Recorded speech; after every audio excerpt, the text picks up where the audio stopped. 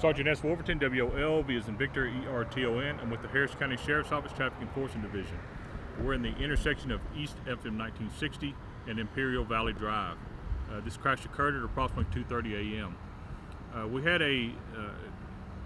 There was a Honda Accord stopped at a red light traveling westbound.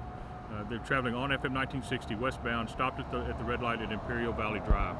Also stopped at the red light or slowly approaching the red light was a Honda Fit, a small size two-door car, and also a motorcycle. The motorcycle was occupied by a male and a female. The Honda Fit was occupied by two black males. The Honda Accord was occupied by a Hispanic female.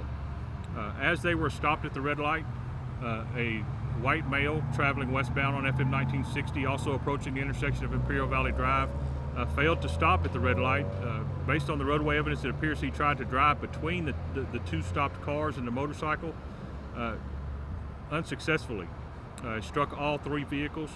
The Honda Fit was pushed through the intersection and into the parking lot of a Shell station.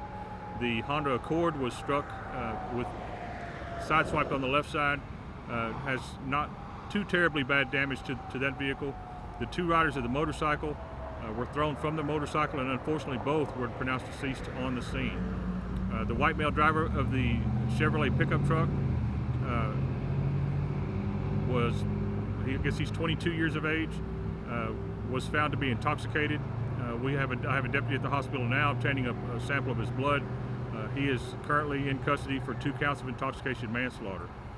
The two occupants of the Honda Fit transported to Northwest Hospital with minor injuries. The driver of the Honda Accord was not injured in the crash.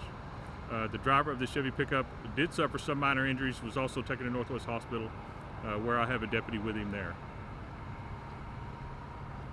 So basically he was just westbound, just basically just rammed right over the motorcycle? Correct.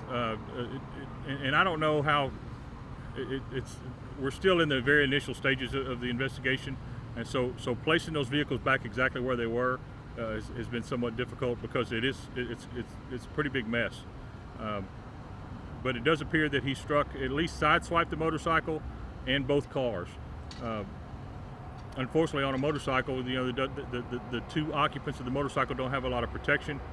There are 2 helmets on the scene. Neither of them appeared like they were worn. If they were worn, it doesn't appear they were strapped on correctly, because neither motorcycle are on either one of the riders of the motorcycle.